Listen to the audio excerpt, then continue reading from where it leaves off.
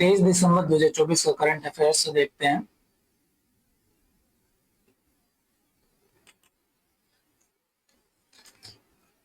पहला प्रश्न है, किस देश ने हाल ही में रक्षा और प्रमुख क्षेत्रों में भारत के साथ द्विपक्षीय समझौते पर हस्ताक्षर किए हैं, जिससे उनके रिश्ते रणनीतिक साझेदारी में बदल गए? ठीक है, कह रहा है किस देश ने हाल ही में रक्षा और प्रमुख क्षेत्रों में भारत के साथ द्विपक्षीय समझौते पर हस्ताक्षर किए हैं, जिससे उनके रिश्ते रणनीतिक साझेदारी में बदल गए हैं? ए कुवैत, बी सऊदी अरब, सी कतर या डी ओमान। ठीक है, तो कौन सा देश है जो भारत के साथ? तो ये है कुवैत। कुवैत ने भारत के साथ साझेदारी की है, रणनीतिक, ठीक है, हस्ताक्षर किए, द्विपक्षीय समझौते पर हस्ताक्षर किए, जिससे उनके रिश्ते रणनीतिक साझेदारी में बदल गए। ठीक है, ये किसमें किसमें हुआ है साझेदारी? ये हुआ है फार्मास्यूटिकल्स, पहला फार्मास्यूटिकल्स, फार्मास्यूटिकल फार्मास्यूटिकल्स, दूसरा है आईटी, आईटी, तीसरा है फिनटेक,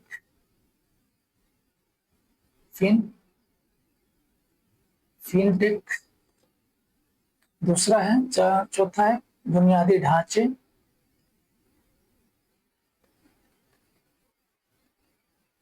बुनियादी क्या है ढांचे, और अगला है सुरक्षा जैसे क्षेत्रों में,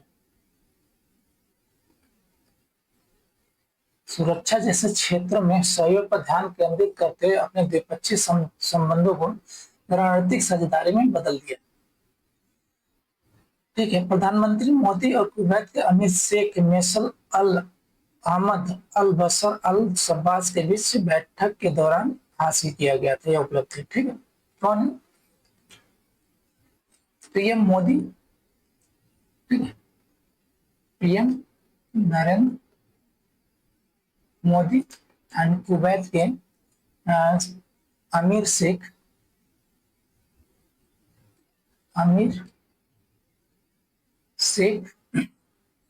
मेसन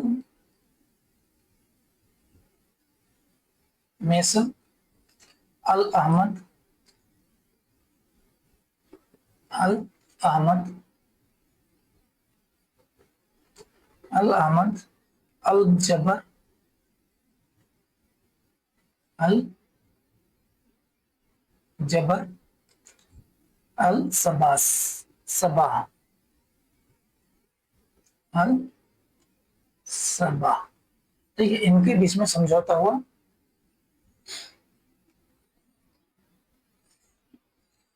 ये समझौते दोनों देशों के बीच मजबूत होते संबंधों को दर्शाते हैं, जो आर्थिक और सुरक्षा सहयोग को बढ़ाने के लिए उनकी आपसी प्रतिबद्धता पर जोर देते हैं। किसमें? आर्थिक और सुरक्षा सहयोग,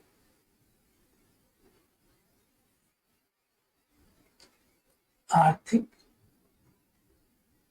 और सुरक्षा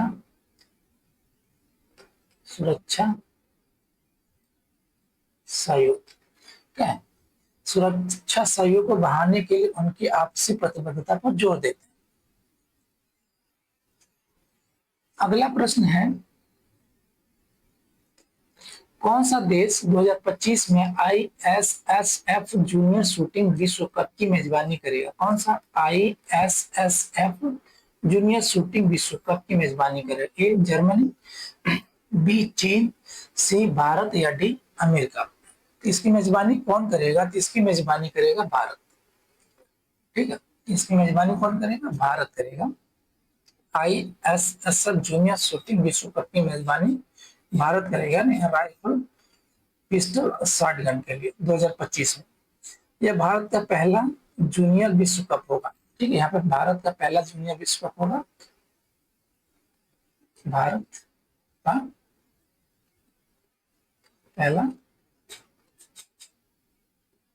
जूनियर विश्व कप। विश्व कप की मेजबानी भारत करेगा। और पिछले एक दशक में देश में आयोजित नौवां प्रमुख ISS-SSF आयोजन है। ठीक है, ये नौवां प्रमुख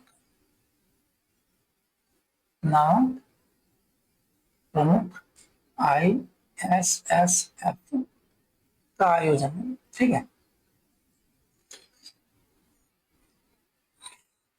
भारत ने पहले 6 ISSF प्रतियोगिताओं की मेजबानी की है। किसने? 6।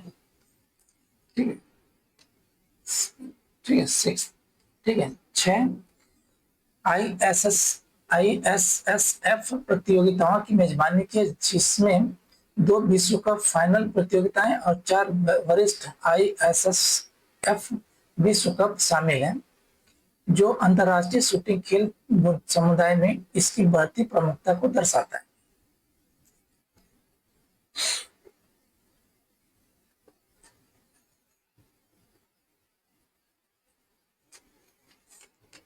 इसका अगला प्रश्न है इसका अगला प्रश्न है, भारत के पहले बायो बिटुमेन राजमार्ग का उद्घाटन कहाँ किया गया? बायो बिटुमेन राजमार्ग का उद्घाटन कहाँ किया गया? ए पुणे सतारा, बी नागपुर मानसर, सी चेन्नई बेंगलुरु, या डी दिल्ली जयपुर। तो ये कहाँ पर उद्घाटन किया गया? ये उद्घाटन किया गया नागपुर मानसर। ठीक है, भारत का पहले बायो बिटुमेन राजमार्ग कौन सा? Bio bitumen. ठीक है, बायो बिटुमेन राजमार्ग।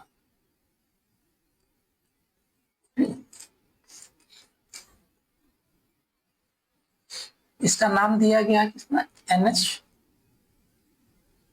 NH-44। ठीक है, NH-44 पर किया गया है इसका। ठीक है, भारत के पहले बायो बिटुमेन राजमार्ग का उद्घाटन नागपुर मानसर बाईपास NH-4 पर किया गया। NH-44 पे किया गया। यह अभिनव सड़क पारंपरिक बिटुमेन के 15% को बदलने के लिए फसल अवशेषों से प्राप्त लिग्निन का प्रयोग किया गया। फसल अवशेषों से प्राप्त क्या? फसल अवशेषों से प्राप्त लिग्निन का प्रयोग किया गया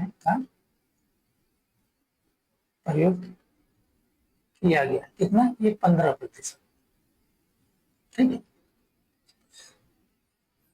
जिससे यह पर्यावरण के अनुकूल और लागत प्रभावी बन जाता है।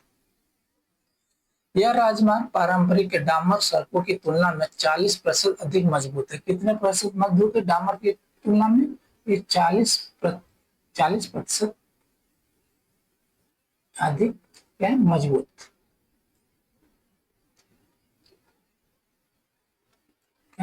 है, जो सतत बुनियादी ढांचे के विकास की क्षमता को दर्शाता है। यह परियोजना केंद्रीय सड़क अनुसंधान संस्थान और प्राज इंस्टीट्यूट के बीच एक सहयोगात्मक प्रयास था, जो सड़क निर्माण के लिए हरित प्रौद्योगिकी में प्रगति को उजागर करता है। ठीक है,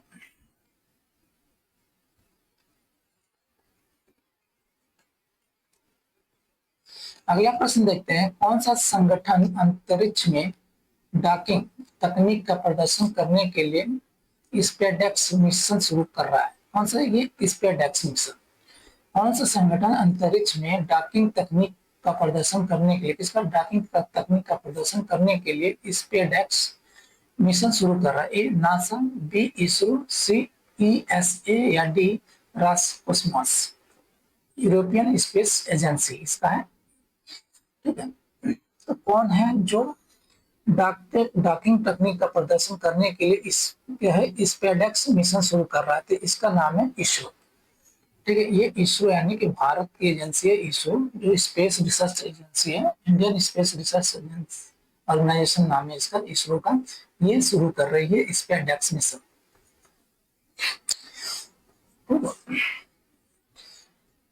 इसरो के इस पे शुरू करेगा स्पेटेक्स A P S L B, ठीक है, C60 पर शुरू करेगा स्पेटेक्स मिशन, जिसका उद्देश्य दो छोटे अंतरिक्ष यान, ठीक है, दो छोटे अंतरिक्ष यान, दो छोटे अंतरिक्ष यान, कौन सा, ये SDX-01 एंड SDX-02, ठीक है, चेजर एंड टारगेट नाम दिया गया है, इसका उपयोग करके अंतरिक्ष में डॉकिंग तकनीक का प्रदर्शन करना है।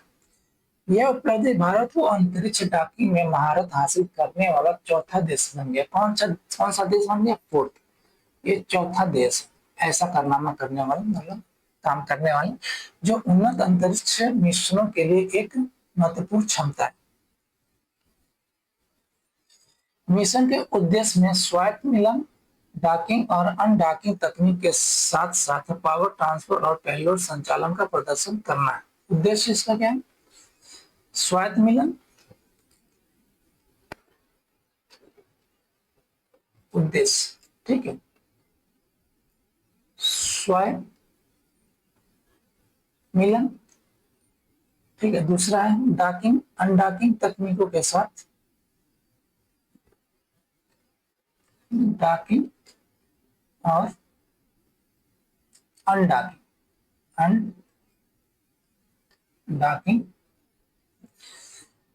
तकनीकों के साथ, तकनीकों के साथ साथ साथ साथ साथ पावर ट्रांसफर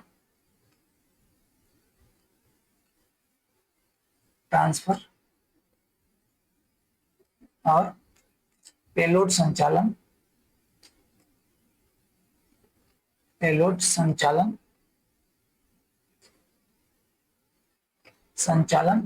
का प्रदर्शन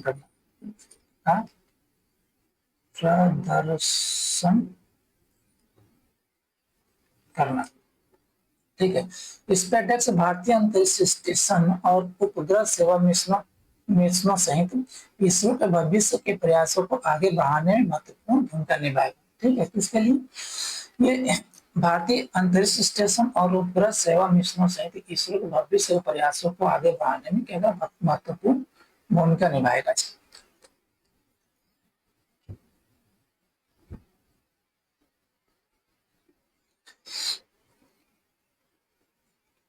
अगला प्रश्न है, राष्ट्रपति चुनाव डोनाल्ड ट्रंप द्वारा वरिष्ठ एआई नीति सलाहकार के रूप में किसे नियुक्त किया गया? राष्ट्रपति, ठीक है, A David Max, B Elon Musk, C Sriram Krishnan या डी सुंदर पिचाई को किसको नियुक्त किया गया? इसके लिए राष्ट्रपति चुनाव डोनाल्ड ट्रंप द्वारा, यानी राष्ट्रपति डोनाल्ड ट्रंप वरिष्ठ एआई नीति सलाहकार के रूप में किससे चुना गया, नियुक्त किया गया है? तो ये चुना गया है, उनका नाम है श्रीराम कृष्णन। क्या नाम इनका? श्रीराम कृष्णन को एआई नीति सलाहकार के रूप में नियुक्त किया गया। किसको? श्रीराम कृष्णन को। श्रीराम कृष्णन एक भारतीय अमेरिकी उद्यमी और तकनीकी नेता को राष्ट्रपति चुनाव डोनाल्ड ट्रंप द्वारा, राष्ट्रपति डोनाल्ड ट्रंप द्वारा व्हाइट हाउस में वरिष्ठ एआई नीति सलाहकार के रूप में नियुक्त किया गया।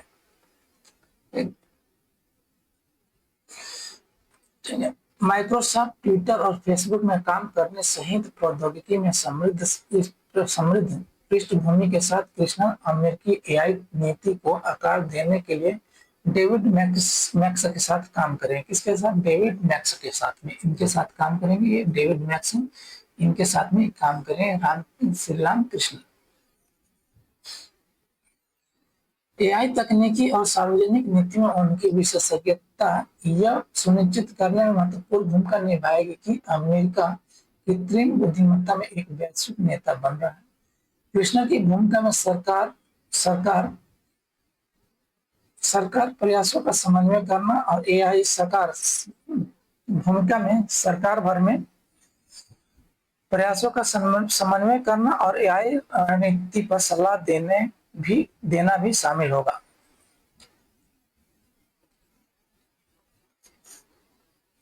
अगला प्रश्न देखते हैं। संयुक्त राष्ट्र आंतरिक न्याय परिषद, संयुक्त राष्ट्र आंतरिक न्याय परिषद आईजेसी के अध्यक्ष के रूप में किसे नियुक्त किया गया? ए जस्टिस मदन बी लोकुर को, बी जस्टिस दीपक मिश्रा को, सी जस्टिस रंजन गोगोई को, या डी जस्टिस कुरियन जोसेफ को। किसको नियुक्त किया गया आईजेसी के अध्यक्ष के रूप में? ये नियुक्त किया गया है कि मदन बी लोकुर को। पूर्व, ठीक है, ये सुप्रीम कोर्ट के पूर्व जज हैं। कौन है ये? मदन बी लोकुर। ठीक है,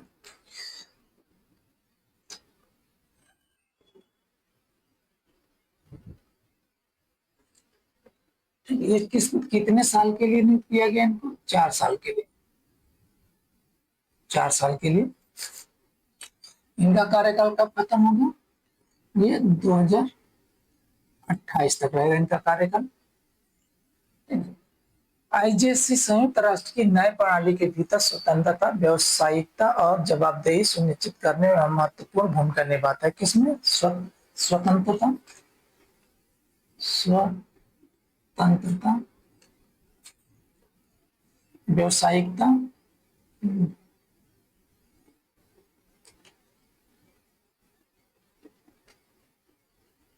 व्यावसायिकता और जवाबदेही, और जवाबदेही सुनिश्चित करने में महत्वपूर्ण भूमिका निभाता है।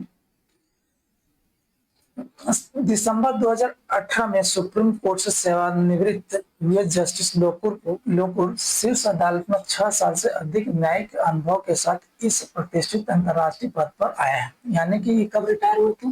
ये रिटायर हुए थे दिसंबर 2018। ठीक है, इन्होंने शीर्ष अदालत में कितने दिन काम किया? 6 साल से अधिक का अनुभव है इनका शीर्ष अदालत में। ठीक है, 6 वर्ष से अधिक। ठीक है, अगला प्रश्न है, भारत सरकार की ऋण सब्सिडी पहल के तहत किस राज्य को 47 एथेनॉल परियोजनाओं के लिए मंजूरी मिली? कितना? 47 एथेनॉल परियोजनाओं के लिए मंजूरी मिली। ए उत्तर प्रदेश को, बी महाराष्ट्र को, सी पंजाब को, या डी बिहार को। किस राज्य को 47 एथेनॉल परियोजनाओं की मंजूरी मिली है? तो ये है बिहार को। किसको मिली है? बिहार को 47 एथेनॉल परियोजनाओं के लिए मंजूरी मिली है। भारत सरकार ने डिस्टिलरी स्थापित करने या विस्तार करने के लिए बैंक ऋण पर ब्याज सब्सिडी के लिए बिहार में 47 एथेनॉल परियोजनाओं की मंजूरी दी है। वर्तमान में बिहार में 22 एथेनॉल डिस्टिलरी संचालित है। अभी वर्तमान में कितने? वर्तमान में कितने? 22। ठीक है, जिनमें गुण आधारित और अनाज आधारित इकाइयां स्थापित हैं। किसमें आधारित? किसमें? ये गुण आधारित व अनाज आधारित, अनाज आधारित। ठीक है, इकाइयां अनाज है, अनाज नहीं है, अनाज,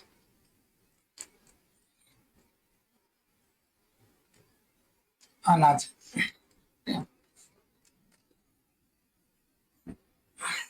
यह पहल इथेनॉल मिश्रित पेट्रोल कार्यक्रम का समर्थन करती है, जिसका उद्देश्य 2025-26 तक पेट्रोल के साथ 20% इथेनॉल मिश्रण लक्ष्य को प्राप्त करना है। कितना? ये 2025 से 2026 तक कितने प्रतिशत इथेनॉल शामिल है? 20%।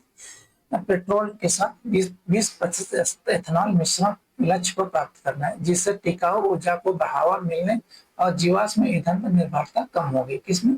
टिकाऊ ऊर्जा को बढ़ावा मिलने और जीवाश्म ईंधन पर निर्भरता कम हो। अगला प्रश्न है,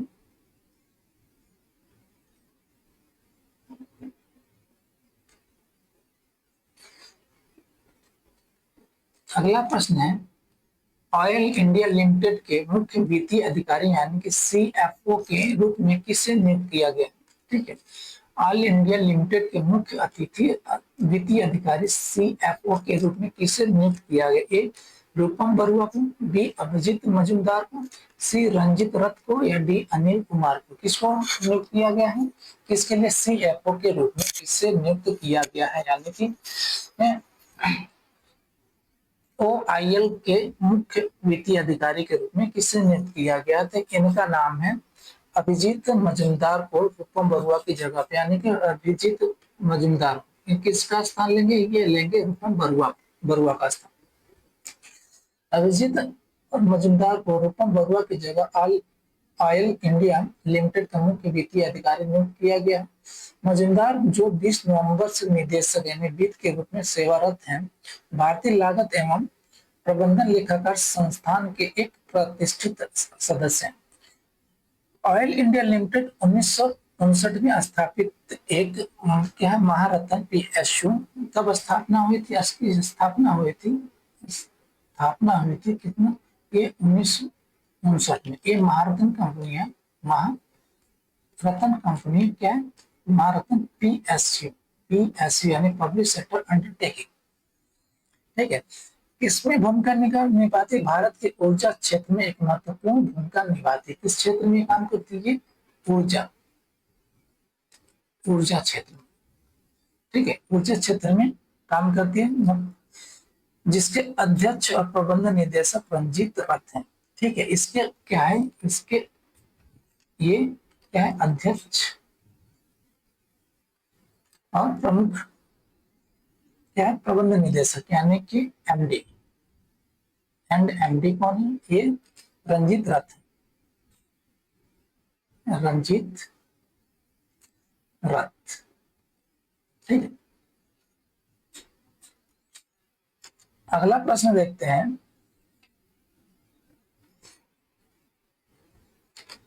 हाल ही में किस कंपनी ने पहले 3 वर्षों के लिए एक निश्चित ब्याज दर के साथ दोहरी दर वाले होम लोन लॉन्च किए? कितनी दोहरी दर वाले होम लोन लॉन्च किए? कंपनी का नाम पूछे, किस कंपनी ने 3 वर्षों के लिए एक निश्चित ब्याज दर के साथ दोहरी दर वाले होम लोन लॉन्च किए? A HDFC bank, B ICICI bank, C Bajaj housing finance, या डी एसबीआई होम लोन? ठीक है, कौन है? तो ये है बजाज हाउसिंग फाइनेंस। ठीक है, ये बजाज हाउसिंग फाइनेंस ने जिसने एक 3 वर्षों के लिए एक निश्चित ब्याज दर के साथ दोहरी दर वाले होम लोन लॉन्च किया। यह संरचना शुरुआती अवधि के दौरान उधारकर्ताओं के लिए अनुमानित ईएमआई सुनिश्चित करती है। ठीक है, 3 साल बाद ऋण बीएचएफएल के फ्लोटिंग रेट रेफरेंस यानी एफआरआर से जुड़ी एक फ्लोटिंग ब्याज दर पर स्विच हो जाते हैं, जो बाजार से जुड़े लाभ प्रदान करते हैं। ठीक है, इसके 3 साल बाद ऋण बीएचएफएल के क्या फ्लोटिंग रेट रेफरेंस यानी एफआरआर से जुड़ी एक फ्लोटिंग ब्याज दर पर स्विच हो जाते हैं, जो बाजार से जुड़े लाभ प्रदान करते हैं। इस अभिनव उत्पाद का उद्देश्य स्थिरता और लचीलापन प्रदान करना है, जिससे व्यक्तियों के लिए गृह स्वामी या संपत्ति निवेश को प्रभावी ढंग से प्रबंधित करना आसान हो जाता है। अगला प्रश्न देखते हैं।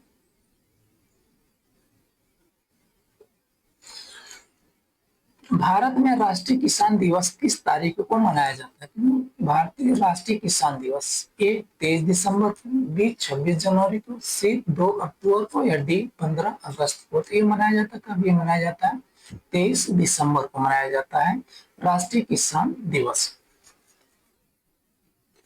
ठीक है, किसके याद में मनाया जाता है? ये भारत के 5वें प्रधानमंत्री चौधरी चरण सिंह को कृषि और किसान कल्याण में उनके योगदान के लिए सम्मानित करता है। इसमें ये 5वें प्रधानमंत्री, 5th पीएम क्या? चौधरी चरण सिंह।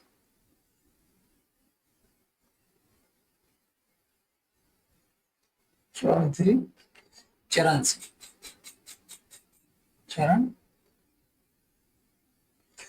चरण सिंह को कृषि और किसान कल्याण में उनके योगदान के लिए सम्मानित करता है। थीम है इसका थीम है इसका एक समृद्ध राष्ट्र के लिए,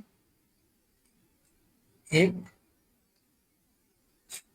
समृद्ध राष्ट्र के लिए, राष्ट्र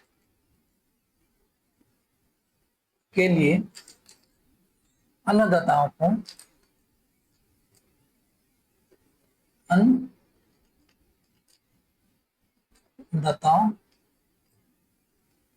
को सशक्त बनाना, सशक्त बनाना। ठीक, ये क्या है, थीम है इसका। भारतीय अर्थव्यवस्था में किसानों की महत्वपूर्ण भूमिका पर प्रकाश डालती है। ठीक है, कृषि देश के जीवी यानी वित्तीय वर्ष 2023-24 में 17.7% का योगदान देता है और लगभग 50% आबादी को रोजगार देता है। कितना, ये 2023-2024, ठीक है, 2024 में कितने योगदान देता है जीएवी में, ये 17.7% इसमें जीवीए। ठीक है, रोजगार के मामले में रोजगार कितना देता है, ये लगभग 50%। ठीक है, रोजगार देता है भारत की आबादी को। भारत की 54.8% भूमि कृषि के रूप में वर्गीकृत है। कृषि भूमि वर्गीकृत कितने आएंगे, ये 54.8%। ठीक है, और 155.4% यानी की फसल धानता के साथ यह दिन भारत की अर्थव्यवस्था के ऋण का जश्न मनाता है। ठीक है,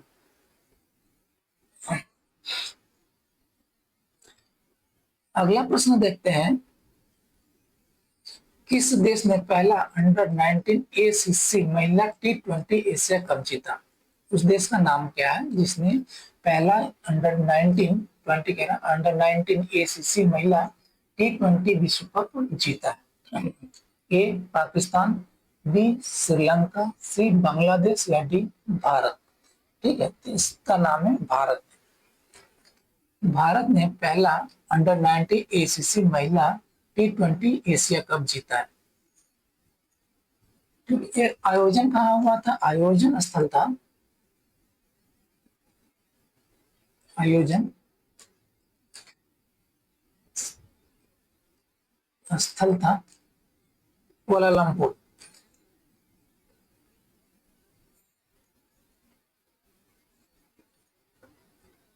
कुआलालंपुर, कुआलालंपुर, ठीक है, कुआलालंपुर। ठीक है, किसको हराया था, विजेता कौन है, विजेता भारत, उपविजेता कौन है, बांग्लादेश, बांग्लादेश। ठीक है, हराकर पहले अंडर 19 एसीसी महिला T20 विश्व कप में जीत हासिल की है। गोंडगी त्रिशा की शानदार 52 रनों की पारी और आयुषी शुक्ला के 3 विकेट की बदौलत यह जीत मिली है। यानी कि गोंगडी त्रिशा कितने रन बनाई थी, गोंगडी गोंगडी त्रिशा त्रिशा ये 52 रन। ठीक है, और आयुषी शुक्ला, आयुषी शुक्ला, आयुषी शुक्ला 3 विकेट लिए थे, 3 विकेट लिए थे के साथ इसका बदौलत यह जीत हासिल हुई। निकी प्रसाद के नेतृत्व में भारतीय टीम 6 टीमों के टूर्नामेंट में अजय रही और प्रतियोगिता में अपना दबदबा और कौशल दिखाया।